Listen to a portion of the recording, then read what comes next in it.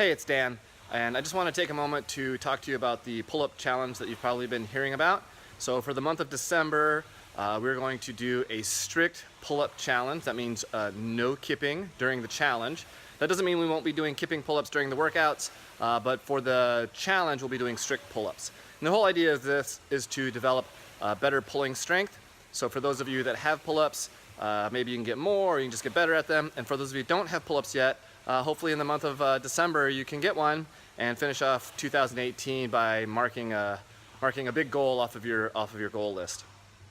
So here's how the pull-up challenge is going to work. For those of you that are still working on the skill of developing pull-ups, or maybe you've only got a few, what you're going to do is each day of the month you're going to add another pull-up. So on the first day of December you'll do one pull-up.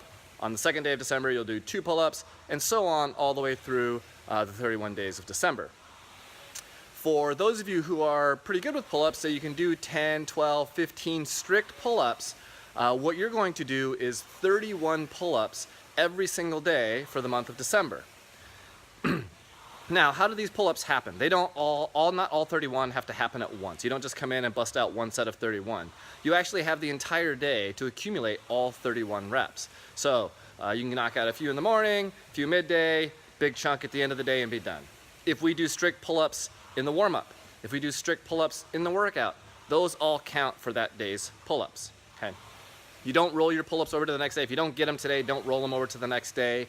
I don't want you doing too much, but we want you to get a fair amount of volume with these pull-ups.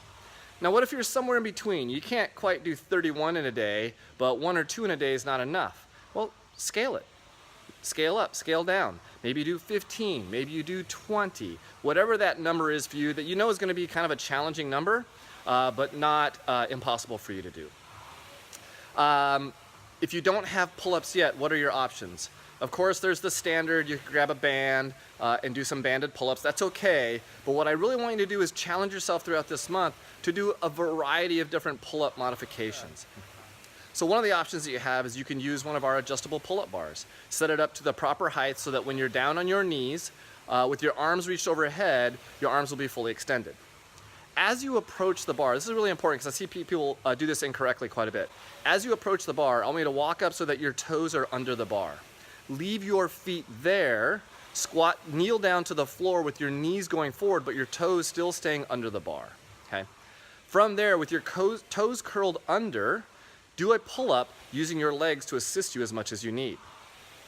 If that becomes easy, or when that becomes easy, I want you to flatten your feet out so that your shoelaces are flat against the floor, and then use your legs to assist that way. You'll find that you'll have to work a little bit harder with your shoelaces flat to the floor. Okay. Another option is our standard ring row. The nice thing about the ring row is it's easily adjustable. You just take a step back to make it a little bit easier, take a step in to make it a little bit harder. If you've never done ring rows with your feet elevated, that's another good way to make it a little bit harder. So just put your feet up on a box or on a bench, and that makes the movement a little bit harder. Another option using the adjustable bars would be to use the adjustable bars, but instead of setting yourself up so that you're horizontal-ish like you would in a ring row, set yourself up so that you're more vertical, so that your butt's directly under the bar, and your feet are out in front, perhaps up on a bench or on a box, so that they're elevated and you can't really push quite as much. That's going to make it a little bit harder. When you get to the point that you can do those well, why don't you add some weight? We've got these cool little chains that are behind me. You can see them over my left shoulder here, silver and red chains. The silver chains are about 25 pounds. Drape one of those across your lap as you're doing these bar pull-ups, and you'll find it's going to add a little bit more resistance. Obviously, it's 25 extra pounds. Okay? For those of you that have pull-ups and you're looking to add a little bit of challenge, do some weighted pull-ups.